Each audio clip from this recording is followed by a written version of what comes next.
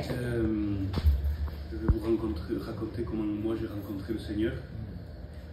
J'ai eu une enfance heureuse, j'ai toujours eu ce que je voulais, j'ai jamais eu de problème et malgré ça, j'étais quand même un enfant au fond qui a toujours été angoissé. Un enfant puis un jeune en grandissant. Et en grandissant, j'étais attiré par les choses de Dieu. Parce que j'avais compris que c'était là où peut-être je pourrais être mieux. Mais j'essayais de m'approcher de Dieu et chaque fois que j'essayais de m'approcher de Dieu, dès qu'il y avait quelque chose que je ne comprenais pas, dès que j'avais une petite incompréhension ou quelque chose, j'avais tendance à m'éloigner de ces choses. Et au final, mon cœur s'est endurci, j'ai passé des années sans Dieu, mais avec toujours cette pensée qu'il était là, qu'il existait, qu'il voulait me sauver et qu'à travers moi, il pouvait sauver ma famille aussi. Et il y a 2 ans de ça, quand mon deuxième fils est né, à son 2e jour de vie, il est tombé malade. Voilà, je pensais que c'était pas grave, on l'a amené à l'hôpital. Et là, quand je me suis retrouvé en face des pédiatres, ils m'ont dit il est vraiment bébé, on ne peut rien vous promettre. Je me suis retrouvé dans une chambre avec mon fils branché, assis, à ne pas pouvoir faire autre chose que de prier. Mais ma prière, ça a été pour mon fils bien sûr, mais avant tout, j'ai dit à Dieu, Seigneur, à travers ça, j'aimerais revenir à toi. Et le temps est passé, Sam était venu à l'époque prier pour mon fils. Au bout de 15 jours, mon fils est sorti de l'hôpital et j'ai continué ma vie. Et puis quelques semaines après, il est rentré à l'hôpital, il est retombé malade encore. Ça a duré 15 jours de plus. Là, j'ai commencé à douter, je me disais, c'est vrai, pendant tout ce temps, mon fils était à l'hôpital, j'ai fait des expériences avec Dieu, mais les docteurs me disaient au bout de 15 jours, il va aller mieux. Et au bout de 15 jours, il allait mieux à chaque fois. Alors je me disais, est-ce que vraiment tu fais quelque chose pour mon fils? Et malgré ça, je sentais la main de Dieu. Et quand mon fils est ressorti de l'hôpital, une semaine après, je partais travailler un lundi matin, on m'a appelé et on m'a annoncé que mon grand-père était parti. Et je suis rentré dans ma voiture, j'ai ouvert la bouche à Dieu et j'ai senti instantanément une paix. Dieu m'a parlé dans mon cœur et m'a dit, tout ce qui t'est arrivé avec ton fils, c'était rien, mais c'était pour te préparer à ce qui t'arrive maintenant. Et j'ai demandé qu'une seule chose à Dieu, c'est de me confirmer que mon grand-père était à ses côtés. Et il ne l'a pas fait par une fois, mais par 2 fois. Et après ça, j'ai passé cette épreuve, je vous dis, avec un calme et une paix que même moi, encore aujourd'hui, je ne la comprends pas. Et je me suis dit, après tout ça, ça y est, Dieu m'a parlé, tout va aller mieux. Mais pour rien vous cacher, ça a été de pire en pire.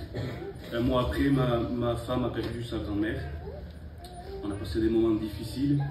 Elle allait de moins en moins bien, elle était très angoissée. Et puis il y a d'autres choses qui sont arrivées et petit à petit, ça allait de moins en moins bien. Et moi, je savais que ce qu'il lui fallait, c'était Dieu. Mais je ne pouvais pas lui en parler parce que même moi, je ne lui montrais pas le bon exemple. Et dès que j'avais le temps, j'essayais de venir aux réunions. Et un jour, je suis venu à une réunion et il y a un frère qui a témoigné. Il a dit, moi, je connaissais Dieu, mais je continuais à vivre dans le monde. Il a fallu que je prenne une réelle décision. Et juste après, c'est Isaïe qui prêchait ce jour-là, qui avait prêché sur s'afficher avec Dieu. Je suis rentré chez moi et j'ai dit à ma femme, je suis chrétien. J'ai accepté Dieu. Je veux vivre avec lui.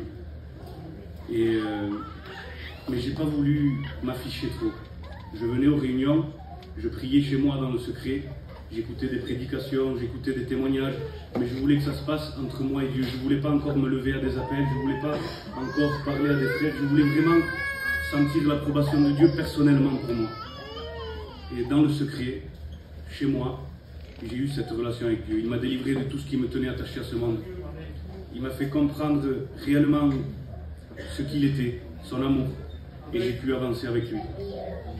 Et malgré tout ça, j'avais encore ce doute, je me disais que peut-être ça allait être comme avant, que ça allait être un feu de paille et que j'allais retourner dans ce monde. Et puis à travers une parole dans la Bible qui dit que rien ne peut nous séparer de l'amour de Dieu, et à travers une parole que m'avait dit un frère des années avant, il m'avait dit, celui qui s'éloigne de Dieu, c'est qu'il n'a pas vraiment compris l'amour de Dieu.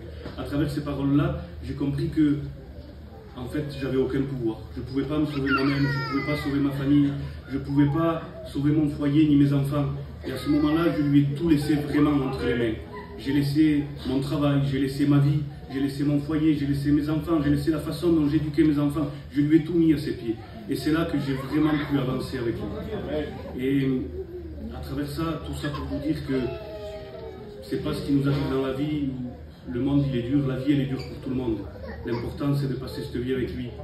Et plus que cette vie, c'est que le jour où je quitterai cette terre, le plus tard possible bien sûr, j'aurais rien perdu, j'aurais tout gagné. Parce que je sais que je le verrai et que je reverrai ceux qui sont partis avant moi. Voilà. Que Dieu vous bénisse. Et nous allons procéder, amen, comme la Bible dit, selon la doctrine. Amen. Est-ce que tu crois que Jésus-Christ est mort pour toi à la croix du Calvaire? Oui, Tu vas le suivre dans le bon et le mauvais moment. oui. Et nous te baptisons au nom du Père, du Fils et du Saint-Esprit.